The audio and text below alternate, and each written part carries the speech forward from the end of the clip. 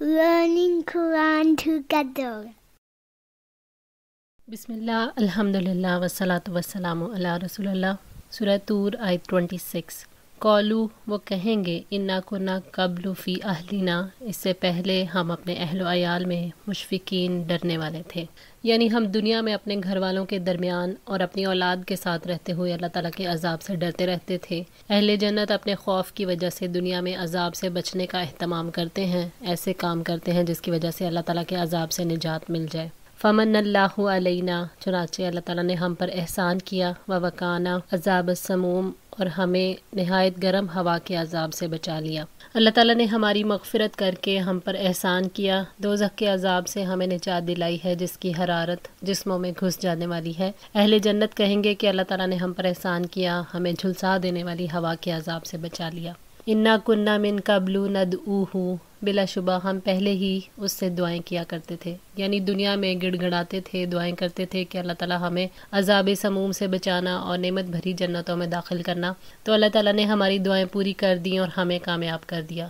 انہو هو البر الرحیم یقیناً وہ بہت احسان کرنے والا نہایت رحم والا ہے۔ وہ محسن صادق ہے، ہم پر اس کا احسان اور رحمت ہے کہ اس نے ہمیں اپنی رضا اور جنت سے نوازا اور اپنی ناراضگی اور جہنم کے عذاب سے بچا لیا۔ فذکر پس نصیحت کیجئے، فما انت بنعمت ربک پس نہیں آپ اپنے رب کے فضل سے، کاہن ولا مجنون کوئی کاہن اور نہ مجنون۔ اللہ تعالیٰ نے اپنے نبی صلی اللہ علیہ وآلہ وسلم کو حکم دیا ہے کہ آپ تمام لوگوں کو، مسلمانوں اور کافروں کو نصیحت کرتے رہیں، قرآن سنا سنا کر انہیں سمجھاتے رہیں تاکہ لوگ آپ کی نصیحت سے سیدھا راستہ پا لیں اور ظالموں پر حجت قائم ہو جائے۔ مشرک جو آپ پر دیوانگی اور کہانت کا الزام لگا رہے ہیں وہ سراسر جھوٹ ہے، آپ ان جھٹلانے والوں کی باتوں کی پرواہ نہ کریں، ان باتوں سے وہ لوگوں کو آپ کی بات ماننے سے روکتے ہیں۔ آپ اپنے رب کے فضل سے دیوانے اور کاہن نہیں ہیں۔ کاہن تو وہ ہوتا ہے جس کے پاس شیطان یا جنوں کا سردار آتا ہو اور اسے کوئی آسمانی خبر سناتا ہو اور وہ اس میں 100 جھوٹ ملا کر بیان کرتا ہو۔ آپ صلی اللہ علیہ وآلہ وسلم تو صادق ہیں اور آپ پر شیاطین نہیں اترتے، آپ تو شیاطین سے سب سے زیادہ دور ہیں اور نہ ہی آپ دیوانے ہیں۔ آپ تمام لوگوں سے زیادہ عقل اور حکمت والے ہیں، آپ سے بڑھ کر کون ہے جو صداقت اور امانت میں کامل ہو۔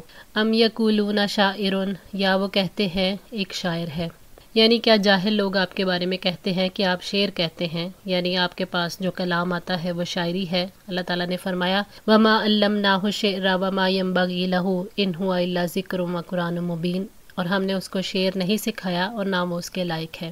سورہ یاسین 69۔ نبی صلی اللہ علیہ وآلہ وسلم جو کلام پیش کر رہے تھے وہ کلام نادر تھا، دلوں کو چھو رہا تھا اور آپ کا دور شاعری کا دور تھا، اس لیے اہل مکہ نے اللہ تعالیٰ کے کلام کو شاعری اور آپ کو شاعر قرار دیا۔ نتربص بہ ہم انتظار کر رہے ہیں اس کے بارے میں، ریب المنون گردش زمانے کا، یعنی جس کے بارے میں تم انتظار کر رہے ہو کہ اسے موت آ جائے اور معاملہ ختم ہو جائے۔ ابن جریر نے حضرت ابن عباس رضی اللہ تعالیٰ عنہ سے روایت کیا ہے کہ قریش جب نبی صلی اللہ علیہ وآلہ وسلم کی ذات کے بارے میں دار الندوہ میں مشورہ کے لیے جمع ہوئے تو ان میں سے کسی نے کہا کہ ان کو نعوذ باللہ زنجیروں سے باندھ دو، پھر ان کی موت کا انتظار کرو تاکہ یہ بھی اسی طرح ہلاک ہو جائیں جیسے کہ پہلے شعراء میں سے زہیر اور نابغہ ہلاک ہو گئے، کیونکہ یہ بھی انہی کی طرح ہیں۔ اس پر اللہ تعالیٰ نے یہ آیت نازل فرمائی۔ کل تربصوا کہہ دیجئے انتظار کرو، فإنی معکم من المتربصین بلا شبہ میں بھی تمہارے ساتھ ہی انتظار کرنے والوں میں سے ہوں، یعنی آپ لوگ میری موت کا یا گردش دورہ کا انتظار کرو، اور یہ وارننگ ہے، اور ہم بھی تمہارے بارے میں انتظار کر رہے ہیں کہ اللہ تعالیٰ تمہیں عذاب دیتا ہے یا ہمارے ہاتھوں تمہیں عذاب دلواتا ہے۔ ام تأمرہم یا حکم دیتی ہیں انہیں، احلامہم بہذا ان کی عقلیں اس کا، ام ہم قوم طاغون یا وہ لوگ ہی حد سے گزرنے والے ہیں۔ اللہ تعالیٰ نے 2 سوال کیے ہیں کہ کیا ان کی عقلیں انہیں جھوٹ کہنے اور غلط باتیں کرنے کا حکم دیتی ہیں یا انہیں سرکشی اور گمراہی جھوٹے پروپیگنڈے پر آمادہ کرتی ہے۔ اس طرح ان کے کردار کے بارے میں یہ پتہ چلتا ہے کہ وہ بے عقل ہیں، سرکش ہیں اور گمراہ ہیں۔ ام یقولون یا وہ کہتے ہیں تقولہ کہ اس نے اسے گھڑ لیا ہے، بل لا یؤمنون بلکہ وہ ایمان ہی نہیں لاتے، اور یہ جواب ہے کہ وہ کہتے ہیں کہ اس نے خود اسے گھڑ لیا ہے، تو یہ وہ بات ہے جو ان کی عقلوں نے انہیں سکھائی اور نہ ان کی عقلوں سے صادر ہوئی بلکہ یہ ان کا کفر اور تکذیب ہے۔ اللہ تعالیٰ نے اس کے بارے میں وضاحت کی ہے کہ دراصل یہ نہ ایمان لاتے ہیں نہ لانا چاہتے ہیں، ان کا کفر انہیں اس الزام تراشی پر آمادہ کرتا ہے۔ فلیأتو پس چاہیے کہ وہ لائیں بحدیث مثلہ کوئی بات اس جیسی ان کانوا صادقین اگر وہ سچے ہیں، یعنی اگر وہ اپنی بات میں سچے ہیں کہ محمد صلی اللہ علیہ وآلہ وسلم نے نعوذ باللہ قرآن خود گھڑ لیا ہے تو قرآن جیسا کلام لے آئیں۔ اللہ تعالیٰ نے ان کو ابھارا ہے کہ اگر سچے ہو تو ایسا کلام لا کر دکھاؤ جس کے مضامین انسانی زندگی کی اصلاح کرنے والے ہوں۔ ام خلقوا یا وہ پیدا کیے گئے من غیر شیء بغیر کسی چیز کے، ام ہم الخالقون یا وہ خود ہی پیدا کرنے والے ہیں، یعنی کیا یہ خالق کے بغیر خود ہی تخلیق ہو گئے ہیں؟ کیا انہوں نے خود اپنے آپ کو ایجاد کیا؟ حقیقت یہ ہے کہ نہ وہ خود بخود وجود میں آئے، نہ ہی اپنے آپ کے خود خالق ہیں، بلکہ ان کا خالق اللہ تعالیٰ ہے۔ ان کا تو کوئی وجود نہیں تھا، اللہ تعالیٰ نے انہیں عدم سے وجود عطا کیا۔ ام خلق السماوات والارض یا آسمانوں اور زمین کو انہوں نے پیدا کیا، بل لا یؤقنون بلکہ وہ یقین ہی نہیں رکھتے، یعنی انہوں نے آسمان اور زمین کو پیدا نہیں کیا، اور جب وہ پیدا کرنے والے نہیں تو کیسے پھر اللہ تعالیٰ کے شریک بن گئے؟ یہ حق کو جھٹلانے والے حقیقی علم سے محروم لوگ ہیں، ان کے یقین نہ لانے نے انہیں شرک پر مجبور کر رکھا ہے۔ اللہ تعالیٰ نے یہ سوال کیا ہے کہ کیا آسمانوں اور زمین کو انہوں نے پیدا کیا؟ اس طرح ان کے دل سے اعتراف کروایا کہ آسمان اور زمین کا خالق اللہ تعالیٰ ہے، یوں ان کے نہ ماننے کا سبب خود ہی سامنے آ جاتا ہے کہ وہ یقین نہیں رکھتے۔ ام عندہم خزائن ربک یا ان کے پاس آپ کے رب کے خزانے ہیں، ام ہم المسیطرون یا وہی حکم چلانے والے ہیں۔ کیا دنیا میں اللہ تعالیٰ کی رحمت کے اختیارات ان کے پاس ہیں، یعنی رزق، بھلائیاں، فضیلتیں ان کے اختیار میں ہیں کہ جس کو چاہیں دے دیں اور جسے چاہے محروم کر دیں؟ کیا وہ غالب اور زوراور ہیں اس لیے جیسے چاہیں ملک میں تصرف کریں؟ یہ سوال اس لیے کیا گیا کہ جس کے پاس جو چیز ہوتی ہے وہ اختیار رکھتا ہے، تو کیا رب کی رحمت پر ان کا اختیار ہے کہ جس کو چاہے نبوت دیں اور جس کو چاہے نہ دیں، یا جس کو چاہے رزق دیں اور جس کو چاہے نہ دیں؟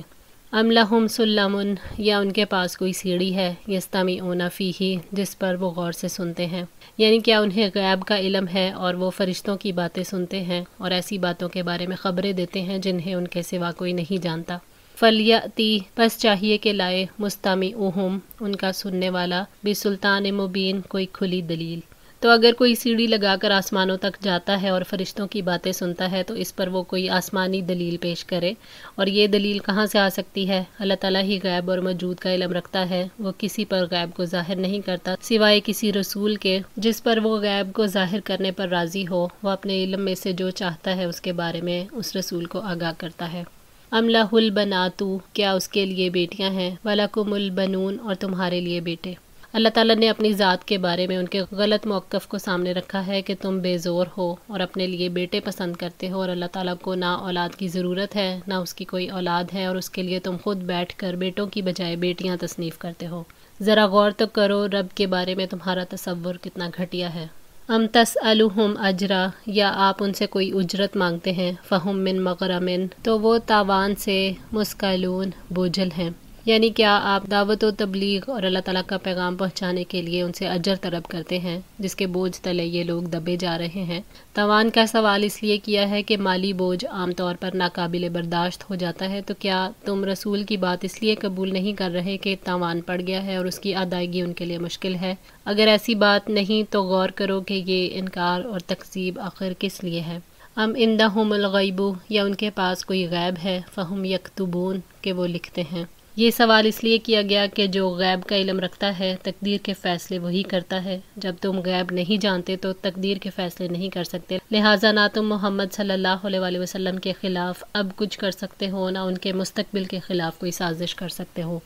ام یریدون کیدا یا وہ کسی چال کا ارادہ رکھتے ہیں، فالذین کفروا تو جن لوگوں نے کفر کیا، ہم المکیدون وہی چال میں آنے والے ہیں، یعنی کیا وہ آپ صلی اللہ علیہ وآلہ وسلم کے ساتھ آپ کے دین اور جو کتاب آپ لائے ہیں اس کے ساتھ کوئی چال چلنا چاہتے ہیں، یعنی یہ کہ وہ آپ کو قتل کر دیں یا آپ کے دین کو باطل قرار دے دیں؟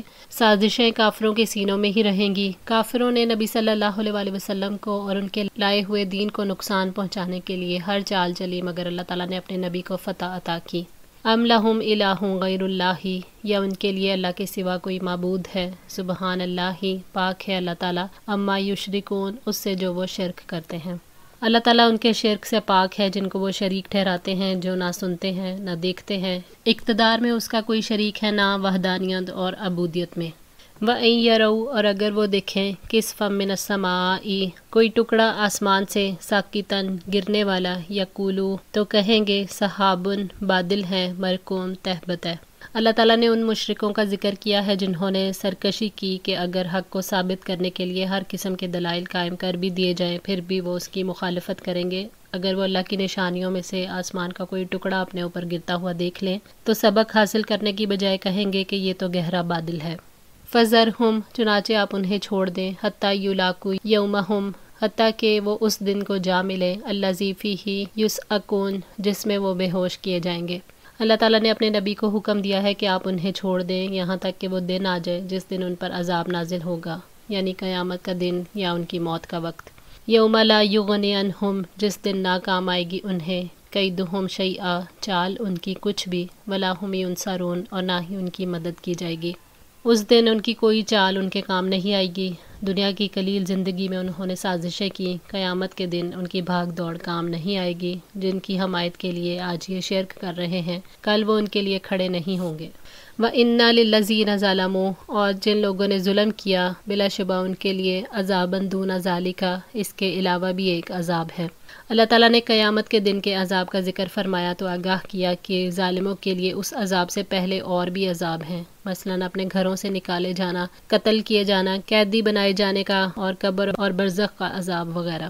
آخرت کے عذاب سے پہلے اللہ تعالیٰ دنیا میں اس لیے عذاب دیتے ہیں تاکہ وہ پلٹ آئیں۔ وَلَكِنَّ أَكْثَرَهُمْ لَا يَعْلَمُونَ لیکن ان کی اکثریت نہیں جانتی۔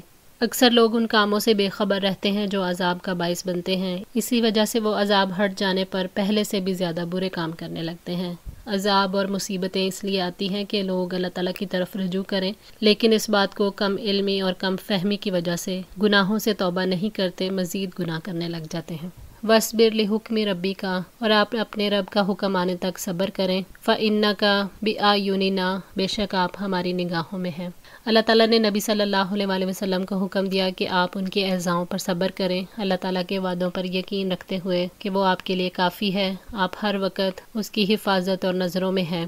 وَسَبِّحْ بِحَمْدِ رَبِّکَ اور اپنے رب کی حمد کے ساتھ آپ تسبیح کریں، حین تقوم جس وقت آپ کھڑے ہوتے ہیں، یعنی آپ صلی اللہ علیہ وسلم سبحان اللہ و بحمدہ کہا کریں جب آپ نیند سے اٹھیں، اپنی مجلس سے اٹھیں اور رات کو اٹھیں۔ اس آیت میں رات کے قیام کا ذکر ہے، یا اس سے مراد یہ ہے کہ جب آپ نماز کے لیے کھڑے ہوں، اور اس کی دلیل اگلی آیت میں ہے وَمِنَ اللَّيْلِ اور رات کو بھی فَسَبِّحْہُ اس کی تسبیح کریں، وَإِدْبَارَ النُّجُومِ اور ستاروں کے جانے کے بعد بھی۔